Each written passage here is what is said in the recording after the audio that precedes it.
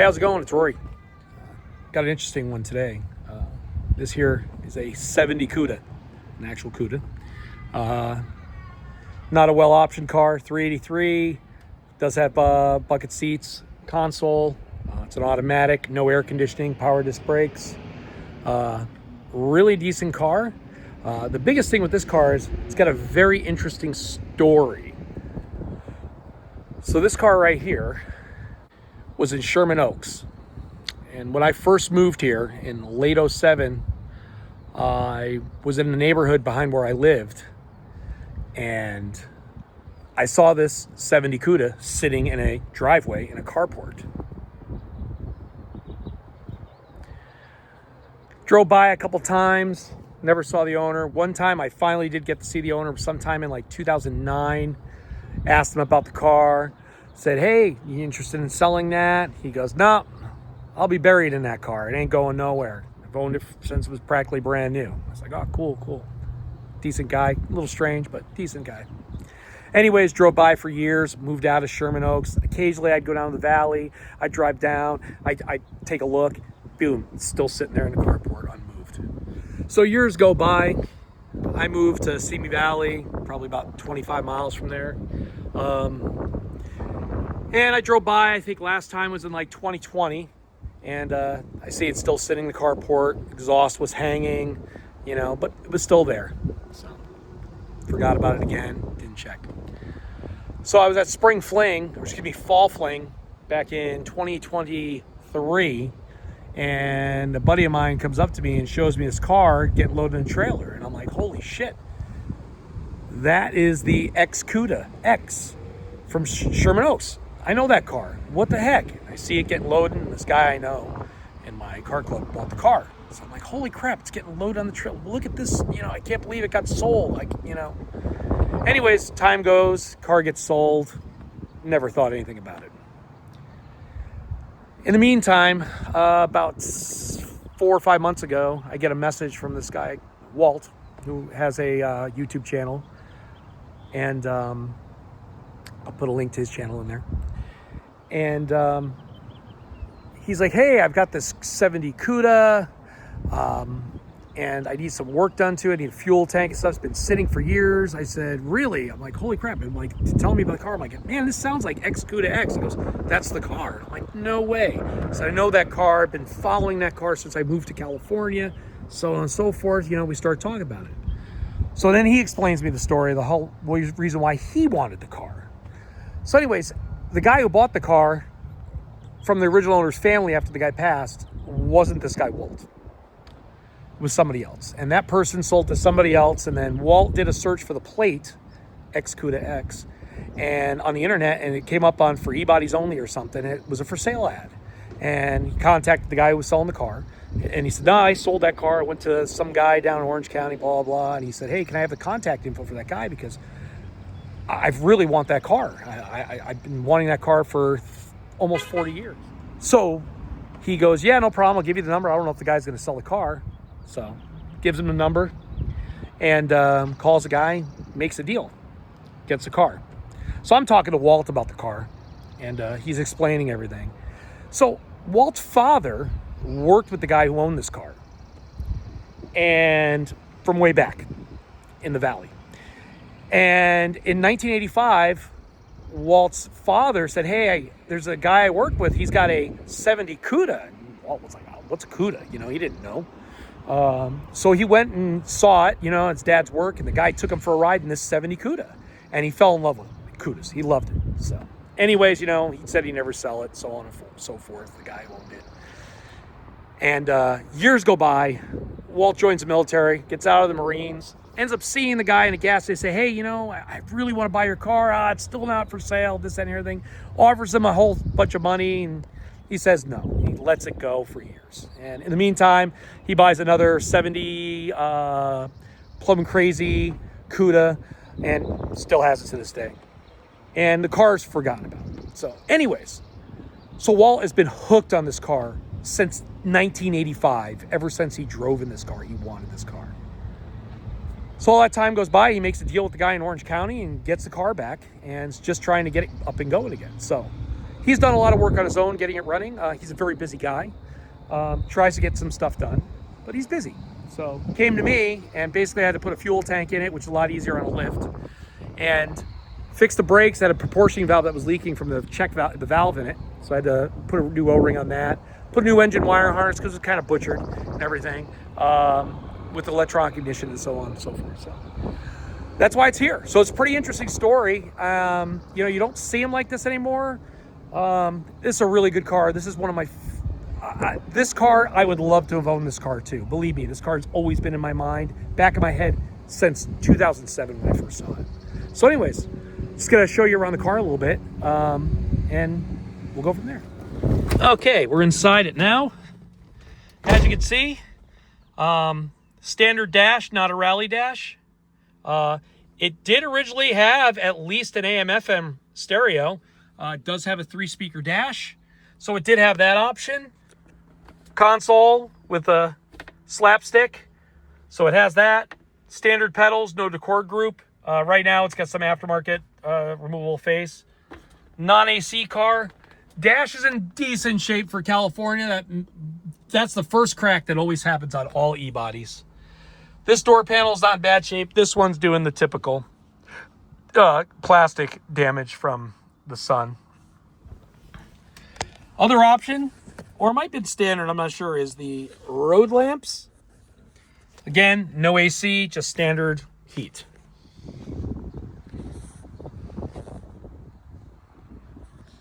Under the hood, we've got a 400. The original motor overheated many years ago and actually failed. And what it failed for was a heat riser froze on the exhaust manifold. And it actually crystallized and melted the intake manifold and this cylinder head, and it damaged the block, scored the block. So somebody way back, and the owner was not happy, used a 400 in here in place of the 383. Still runs okay. Ain't fast by any means, but still runs good. 22-inch radiator because no air conditioning. Electronic ignition was a day 2 thing, but it is installed with a new harness, which uses the electronic ignition. I just removed the connectors to run a single ballast because no reason to run a double ballast. Power steering, power disc brakes, you know, the standard stuff. Hey, it has 2 horns too, but I believe 2 horns were standard on these anyways. You know, standard front end. Grill's black though. Road lamps, which road lamps were pretty cool, you know. The license plate is awesome. Balance has a little bit of damage from porta curbs probably, but overall the car's pretty damn complete.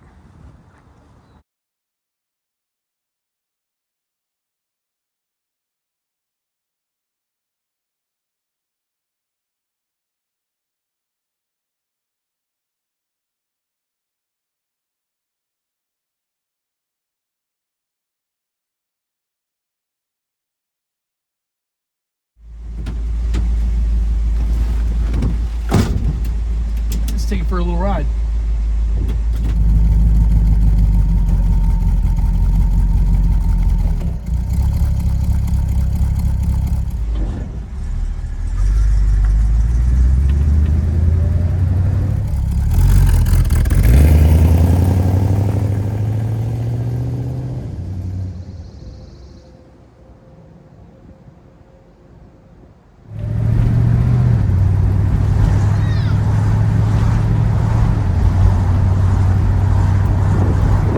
Pretty good. Steering wheel's a little off center. Feels like it's not pulling. It doesn't need alignment. Probably all worn out suspension bushings are probably original instead. Pretty smooth though. A little bit of engine vibration. I think it has to do with looks like it's got a standard 383 harmonic balancer on it instead of the 400 balancer. I'm gonna address that probably later on down the road. Smooth otherwise though. I mean, it's literally a nice, just jump in and drive car. The brakes are good. You know? It's a really nice and simple car. It's actually pretty good for an e-body because I like e-bodies a lot, but they get a lot of cowl shake and stuff. They're pretty flimsy feeling.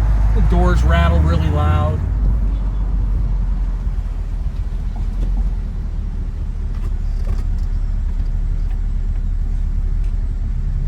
idling pretty smooth. Temperature stays nice and good. Somebody retrofitted a oil pressure gauge to the little corner here way back, but it doesn't work.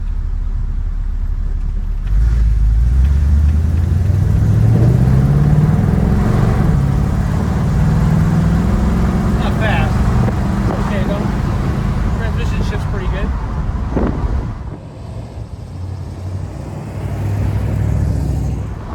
Overall, it's a nice driving car.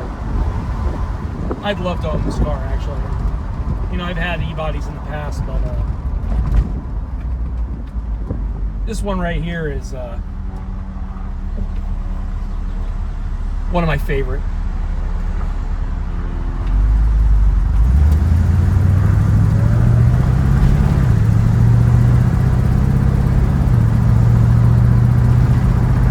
Yeah, the whole story with this car is really just pretty interesting. How Walt even ended up finally getting it. It was just luck. You know, everything comes in a big full circle there. You know, and it's funny how I knew about this car for years. Since actually, I remember seeing this car before I actually physically moved to California. So it's pretty neat to actually be working on this car and driving it, since I never thought I'd be able to ever even drive this car. And honored to work on it, you know, and get it back going and drivable. I mean, this car now, you can just jump in, turn the key, and go.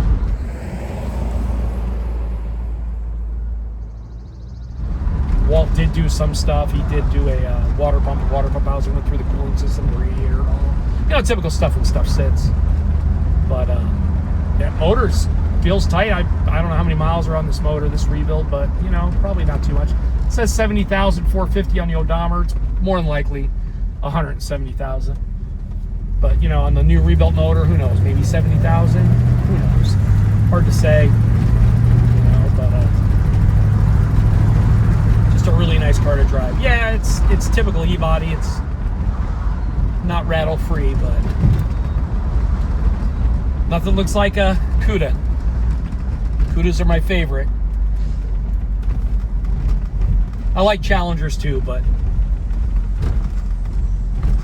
I like CUDAs a lot more.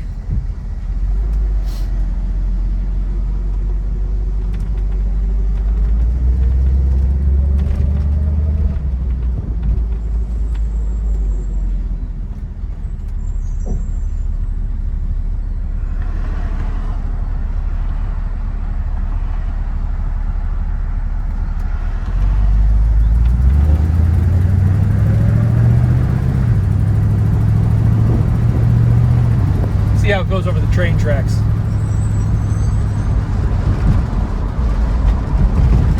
Wow, it's pretty good for an e-body.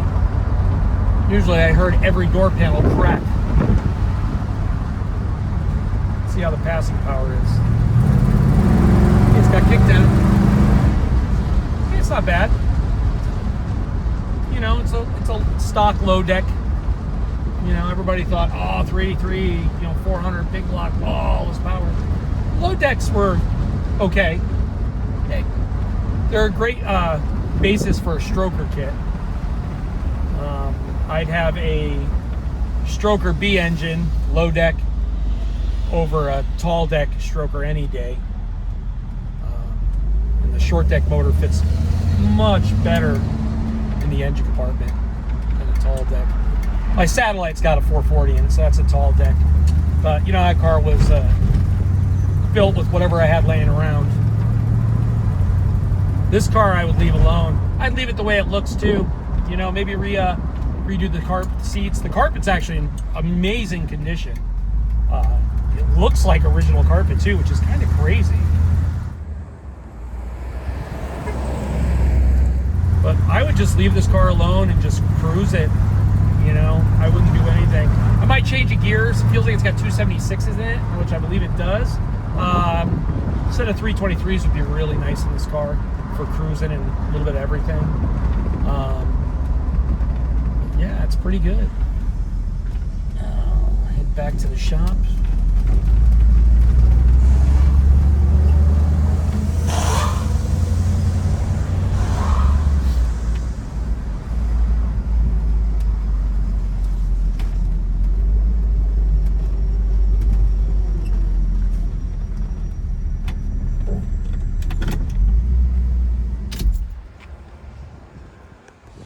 So there you have it. Here's the CUDA X 70 CUDA from Sherman Oaks. And might see it in another video down the road. There's some other things we're probably gonna do on it. But just wanted to show you guys that amazing car. Not common to see in condition like that. You know, there's so many fully restored ones out there, not many left just the way they were for, you know, years, the way they were driven. I mean, this was just a daily driver car for years. I mean, literally a daily driver car. I mean, jump in and go. I mean, get your groceries, park it in a parking lot. They weren't special. They weren't special. For many years, they weren't special. They are now, because you just don't see them anymore. But I've got another one coming up too. I don't know how long it's going to be. Maybe a couple weeks, a month, 2 months. I don't know. Another Survivor car. This time will be a Challenger, but that'll have to be seen later. So, anyways, you have a good day. If you like the channel, subscribe, and hope to get some more out in the future soon. Talk to you later. Bye.